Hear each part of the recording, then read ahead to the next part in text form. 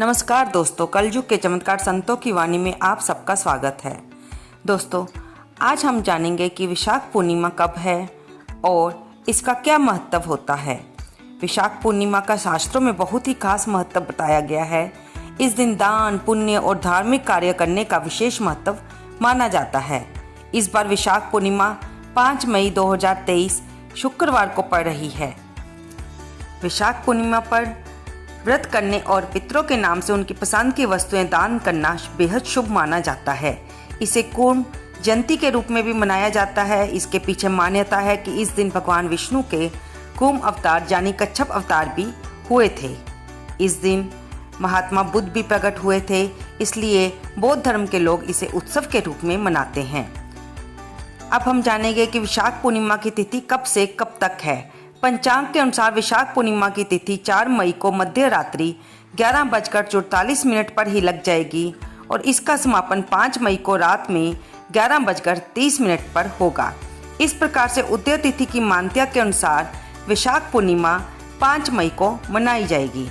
इस दिन बौद्ध धर्म से जुड़े लोग अपने धार्मिक स्थलों पर विशेष आयोजन करते हैं। अब हम जानेंगे कि विशाख पूर्णिमा का महत्व क्या है।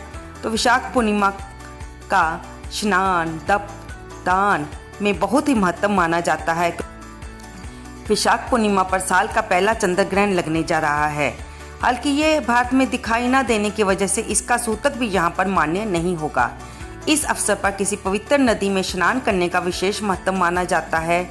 पूर्णिमा पर चंद्रमा की पूजा करते हुए उन्हें अर्घ्य देने से आपको बेहतर स्वास्थ्य और सुख समृद्धि की प्राप्ति होती है। इस दिन घर में सत्यनारायण भगवान की कथा करवाने का भी विशेष महत्व होता है। आपकी धन और संपदा में वृद्धि होती है। गंगा का स्नान करने से सभी दुखों का अंत होता है और कई जन्मों के पाप से भी मुक्ति मिलती है।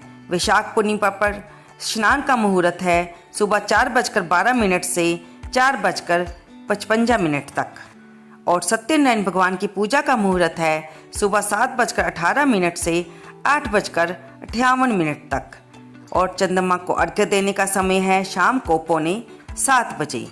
इसमें लक्ष्मी पूजा का भी शुभ मुहूर्त है रात में 11:56 से लेकर 6 मई को 12:49। विशाख पूर्णिमा के दिन इस बार भद्रा भी लग रही है, जो कि शाम को 5:01 से लेकर रात को 11:27 तक रहेगी। लेकिन विशेषज्ञों का मानना है कि कुछ ज्योतिष कारणों के कारण इस पर भद्रा अप्रभावी होगी। इस दिन आप पीपल के पेड़ के उपाय कर सकते हैं।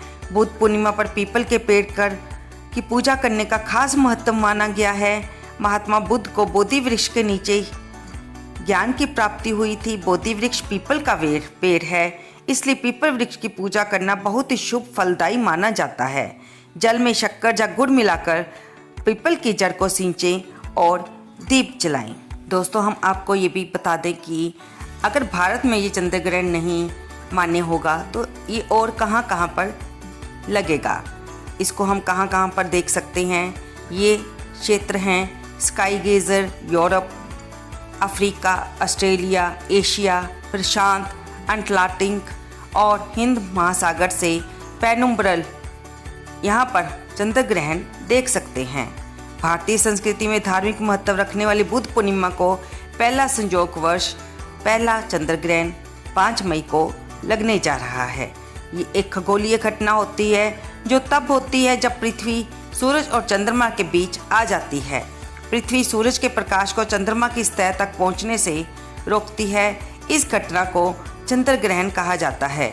ये पूर्णिमा के दिन होता है। चंद्र ग्रहण 3 प्रकार का होता है: पूर्ण चंद्र ग्रहण, आंशिक चंद्र ग्रहण और उपछाया चंद्र ग्रहण।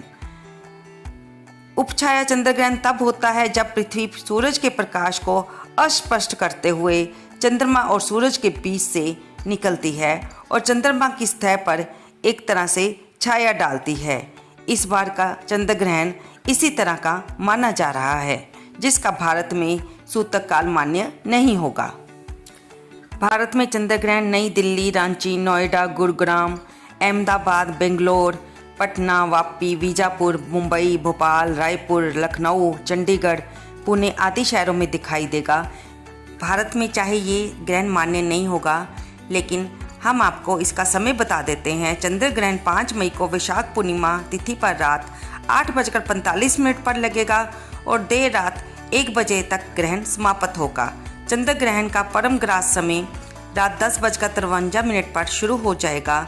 चंद्र ग्रहण का सूतक काल ग्रहण से 9 घंटे पहले शुरू हो जाता है, लेकिन साल का पहला ये चंद्र ग्रहण उपछाया चंद्र ग्रहण होगा, इसलिए इसका सूतक काल भारत में मान्य नहीं होगा।